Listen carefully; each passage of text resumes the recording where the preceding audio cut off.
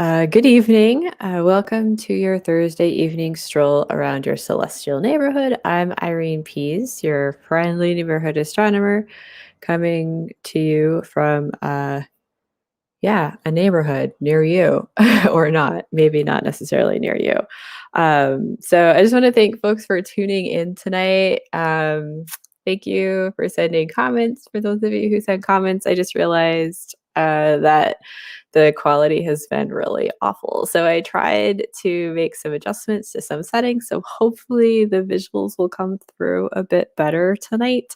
So it wasn't the programs I was using. It's just settings in OBS and StreamYard that I was like fiddling around with. So hopefully we'll be able to see things better tonight.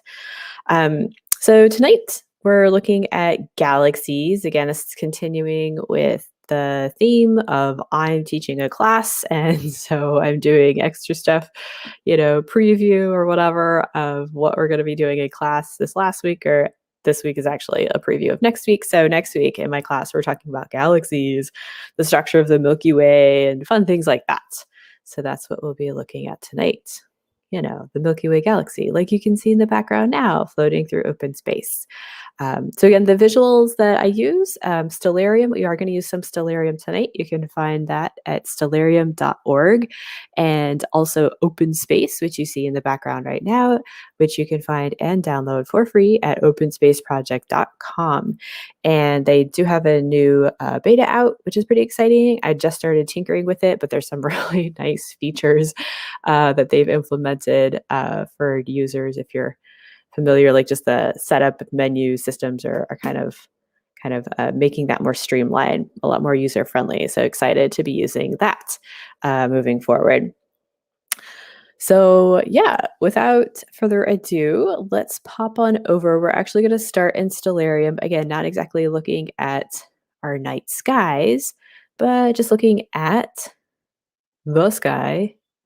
The Milky Way is what we want to be looking at. So here we are in a neighborhood near you. If you recognize this, kudos. Looks like we're on a bridge walking over a river, and there's another bridge. It's not Brooklyn and Manhattan, if that's what you're thinking. So, yeah, pop quiz. Where are we? Anywho, there's a moon rising, but I'm just going to fast forward to a little bit later. So this is now. Now it's like later tonight, because I really want to talk about the Milky Way. And since the moon is there, we're just gonna like fast forward or go back a few months to where we don't have a moon next to our Milky Way, because that's really what I want to see is this nice, let's just turn off the atmosphere while we're at it. Everyone take a deep breath. Milky Way, there we go. The galactic gate. Faisal is asking, is this the galactic gate? Maybe. So question, like, what can we tell about the shape of our galaxy and where we are in it just by looking at the night sky? So again, I'm going to cheat a whole bunch tonight because I can with Stellarium. But right now we just kind of, if we zoom out a bunch and just look at, the all sky, like full view, we see this streak going all the way across the sky. And if we watch it for longer periods of time, I'm just going to really go like full sky, then we just see it kind of like this band across the sky. And some of it looks thicker than other parts. So like this part up here that we mostly see more like in the fall or winter time in our night sky, that's a little bit thinner. And then there's, it kind of goes away. And then, really bright, rising again. This looks like a little bit thicker, a little bit brighter. And there's almost like this kind of bulge here. So I'm going to cheat some more, and we're going to take away the earth. So just hang on to your towel. And yeah, if we look further south, like if the earth weren't in the way and we could if we could take a field trip to the southern hemisphere and see the southern sky, we'd see this band continues all the way around. And yeah, there's definitely this part that's brighter. So the fact that we see kind of a full band that goes all the way around the sky, there's a part that's brighter, that's starting to tell us a little bit about the structure of the Milky Way. And also just we can see a little bit of our orientation from the ground back on again. There we go. Just landed. Um, we can see a little bit of the orientation, which I like to talk about a lot also, of the Milky Way compared to our solar system.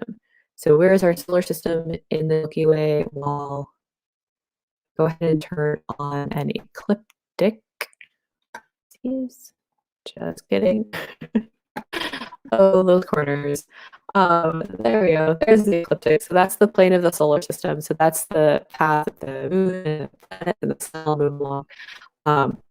See that this band of the Milky Way galaxy is not quite aligned with it. It's at kind of a steep angle compared to the ecliptic. So that's telling us a little bit about our orientation in the galaxy as well. So yeah, so there's definitely something going on here. It's a band, so that makes us think that maybe it's like a big disk. Maybe. And if we pop back over to open space, I think I have a picture of it. Yeah. This is one of the earlier maps made, attempts of a map made of our galaxy. So probably some people may recognize this if you've taken the Astronomy 101 or 102 classes for AAA, or any other intro astronomy classes, maybe in college or high school or something. So this was a map made by William Herschel, back in the day, probably with help from his sister Caroline, who was also contributed a lot of the astronomy stuff. So yeah, so this little dot here, this is like our sun. This is kind of where we are. So he kind of put us in the center, but he didn't make it exactly uniform. Like there were definitely like these blob things off to the side. Like in the night sky, we can kind of see these dark patterns and kind of these rifts. So he had this kind of rift in the galaxy, but he had the sun kind of close in because, I just don't know how far away things are necessarily. Well, today we know a little bit better, right? So now we know that, like, yes, it is kind of like this flat-ish pancakey thing. And I'm gonna go ahead and turn on some constellations for reference as we move away, which again, you might not be able to see the constellation lines until we get a little bit further out. So there's a little bit of reference. Um, and as far as where we are in the galaxy, and we're going to get really, really far out here. Whoa, far out. Okay. And kind of see a little bit more of the shape of our galaxy. And actually, I want to switch over to a different center. Oh, I think it's that one. Yep, it's that one. All right. So we can kind of see, again, like this is where we are in our galaxy. But yeah, we see it's basically flat. So we'll come down and look at it kind of edge on, rotate around a little bit. It's basically flat, but there is this kind of bulge in the center, which is why we see that kind of thicker bit and like the bulge part of the galaxy. So yeah, mostly thin. So there's what we call the disk. So that's mostly what we see when we look in the night sky. And we noticed that the disk looked brighter in one direction, like that band that we saw looked brighter in one direction than the other direction, right? So in the summertime, in the northern summer, for all the northern hemisphere dwellers, we're looking in towards the center, towards this central part. So that's what we see in our night sky. And then during northern winter, our sun is kind of on the other side, the Earth is kind of on the other side of the sun. So we're looking outward this way in our night sky. So we're looking at a much thinner cross section of our galaxy. So hence the difference in the brightness for the summer and winter Milky Ways. And then fall and spring, we don't necessarily get as much, again, because of our orientation. So remember, we're not exactly, our solar system isn't exactly aligned with the plane of the galaxy, but it's tilted about 30, we'll say 60-ish degrees. I'm sure someone can look up the number, but I'm going to estimate 60-ish. So that's the disk. Um, and the other thing I just wanted to point out about the core, or that kind of central bulge, for a long time we didn't have a really good handle on kind of the shape of that. We knew it was like this denser area. It was a little bit thicker than the disk. Um, but we kind of looked out at other galaxies and saw slightly different shapes in their centers. So, with relatively recent, as in like past decade, we were able to actually plot, um, and let's see if I have it in here. Should be the next one. Yeah, there we go. All right, so that's not a perfect overlay. You get the idea. So we were able to plot, and figure out that it wasn't just like a round kind of core. It wasn't just a bulge. It was more of a bar. So for all you pub fans, yeah, there's a bar in the middle of our galaxy. So it's not necessarily, um, the bar at the end of the universe or something, but there's a bar in the middle of the galaxy. Great. So this is Gaia data from the ESA mission, this huge space telescope that took all kinds of measurements of almost 2 billion stars in our galaxy, more or less. But yeah, so all these dots, all this data, these are all stars, right? So individual stars, which we don't have the resolution to see all the individual stars here. So plotting obviously more stars close to us, but then it was able to plot enough stars to get the shape of this bulge, make it, and basically confirm that it's more of a bulge than a bar. So that was pretty great. So we know a little bit more about our shape because we can't really pull out of the galaxy and see something like this, right? So in open space, we basically have all real data loaded in here, but there's some things that we kind of have to use computer simulations. So we don't have an actual image of the Milky Way galaxy because we don't have a telescope like from this point of view up here to see it. So we have to kind of guess at what it looks like based on other observations, looking at other galaxies, which we'll get to in a little bit, and also looking at what we can see about our own. And Fred has a joke for us from YouTube. Two astronomers walk into a bar at the center of the Milky Way. Yeah, it does sound like the beginning of a either really good or really bad astronomy joke. um, so those are two main parts of galactic structure. We have the core, or the central bar in the case of the Milky Way galaxy, and then we have the disk, and you can break that up a little bit. Which I will in my class next week. And then there's also this kind of region that's a bit off the disk, that we call the halo, like halo. Um, and there are things in the halo. Some of my favorite objects. So if you watch a lot of these, you know how I feel about globular clusters. So those are the yellow pentagons, and I'm going to make them a little bit bigger or brighter, beef them up a bit basically because they're awesome.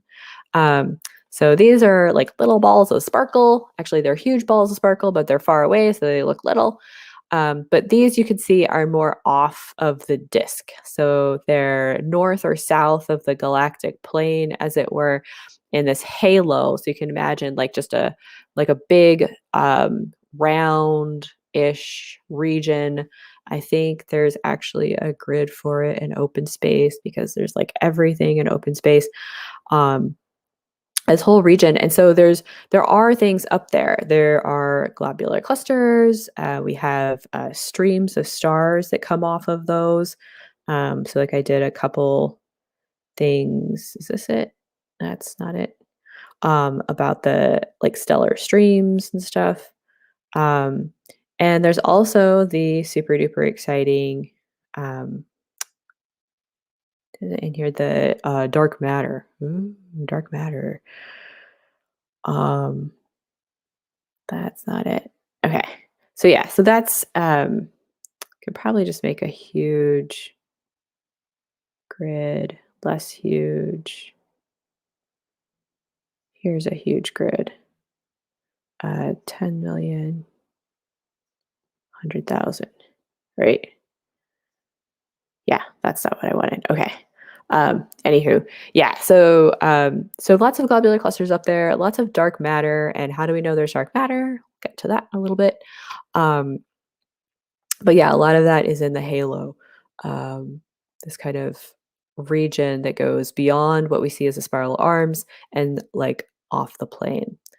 The other thing that I'd really like pointing out while we're out here with this perspective is the extent to which we see stars in our sky. So, how far out are we really seeing into the universe when we look at the night sky? And the answer is not very. Um, so that little orange, or sorry, the little red bit, um, that we can see, we can even label, right? So we're just like kind of a little bit off the Orion spur. I really like these labels. I'm so excited that these labels are here. I don't know how long they were here before I realized they were here, but I really like these arm labels. Um, so yeah, so when we look out, we see, out onto the Perseus arm, but we don't even see any stars in the outer arm. And we don't even really see any individual stars in the Sagittarius Carina arm or the Scutum Centaurus arm or the Norma arm. um, we're just seeing stars that are very, very close. So those red lines, again, they're not representing every star that we can see in our night sky, but those are some of the brightest stars that make up the constellations that we see. Oh, right. And how thick? So as far as dimensions go, I did turn on a grid here just a little bit ago.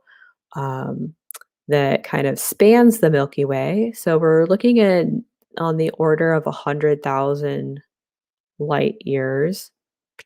There's my 100,000 light year grid.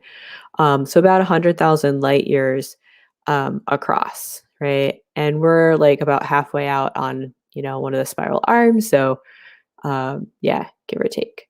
The thickness, I don't recall, and I feel like I should have this number stored in my brain, but I don't. I want to say that's on the order of like, I don't know, thousands, maybe tens of thousands. Um, but it's yeah, it's definitely more pancake shaped. It's a lot wider than it is thick. And there is like a thick disk and a thin disk. Um, but we'll maybe say that for another time. I still want to talk a little bit about how things move around. So I'm going to get rid of just a couple things here. We'll lose the grid, going off grid, and we'll use the clusters. Who needs globular clusters anyway? Oh, wait, we all do. Um, but I want to see the sun's orbit so we can see how we're moving around the galaxy. And I guess we can turn off the arm labels. Oops. Gosh, this is so fun. All these labels and things. All right. So we've managed to figure out that we are, in fact, moving around the galaxy.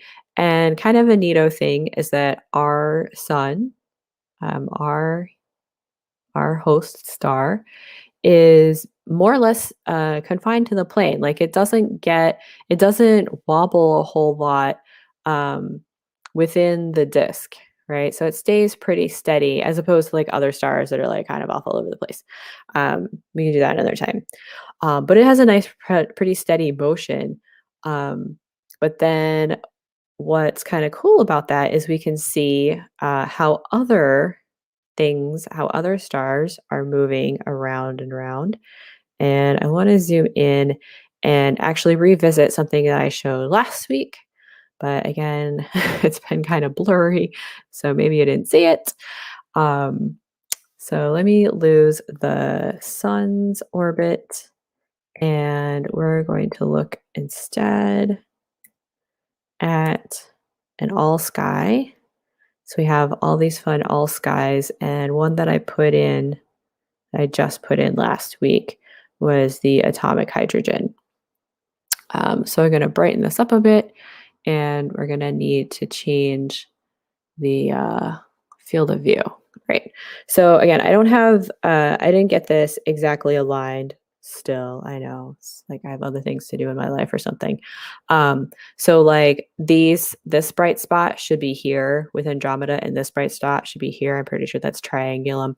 Um, but I'm gonna just zoom out a little bit with our field of view here and just remind anyone who hasn't seen this lately what we're looking at. Um, so this is an all sky map of, wow, that's really all sky. Let's maybe make it less all sky, of atomic hydrogen. Right. So atomic hydrogen emits at a certain frequency, a certain wavelength. This is in the radio part of the electromagnetic spectrum, around 21 centimeter wavelengths.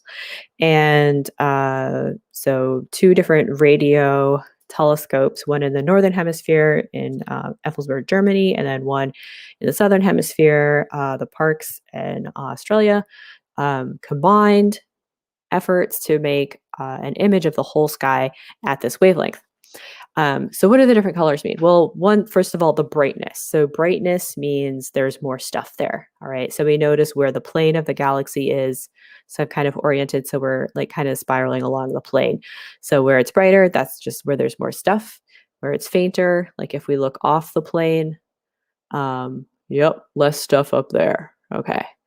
Um, but as we're looking in the plane, you're seeing some slightly different colors, and that's because they coded this not just for intensity, so just the brightness is the intensity, and then the colors, because again, this is like 21 centimeters, which our eyes don't see. So the color is like no color that we can actually see, but the color refers to the relative velocity of the gases. Um, so for the pinks and blues, so like here we have some blue, those are moving towards us. So like the galaxies that I pointed out earlier, those were pink. So like we know Andromeda, Triangulum were like gravitationally attracted. We're going to do a big merger interaction thing eventually. Um, so those are moving towards us, and then the greens and yellows, those are moving away. Right.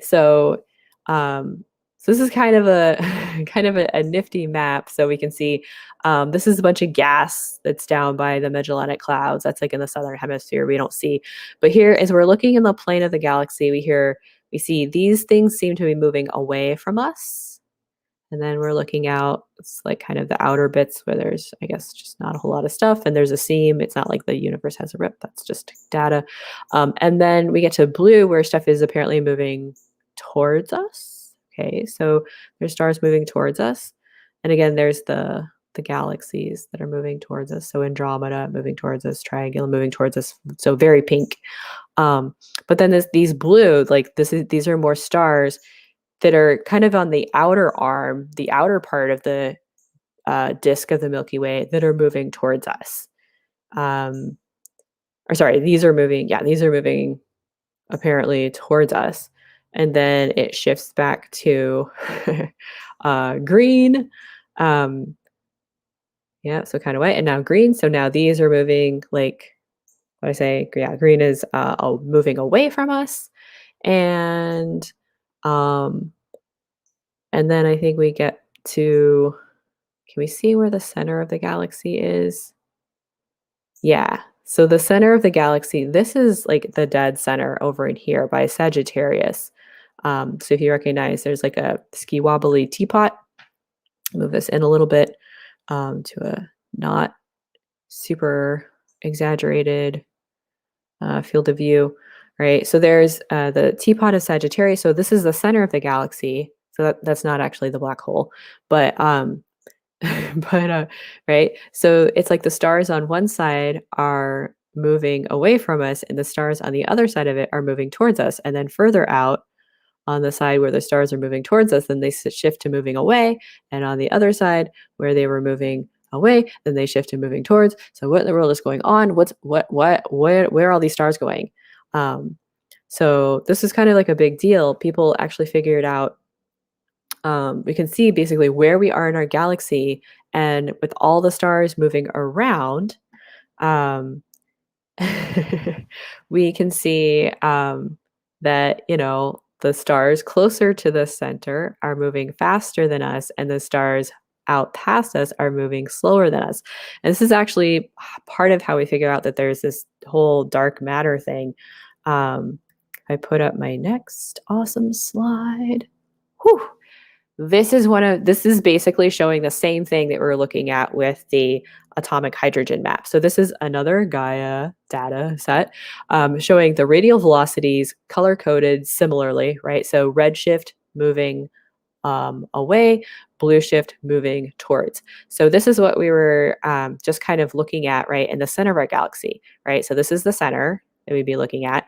So on one side, it looks like stuff is moving away, and the other side, stuff is moving towards us. So all of this stuff is interior to us, interior, inferior. It's between us and the center.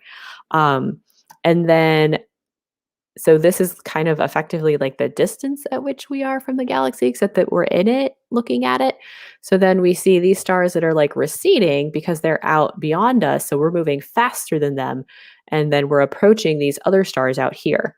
So if I can maybe take out that and zoom us way out of the galaxy. Yes, I can. I'm just going to flash this kind of off and on, right? So when we look in towards the center, right? If I turn on our sun again, maybe sun orbit. So as we're looking in towards the center, we see these stars moving away from us because they're spinning around faster.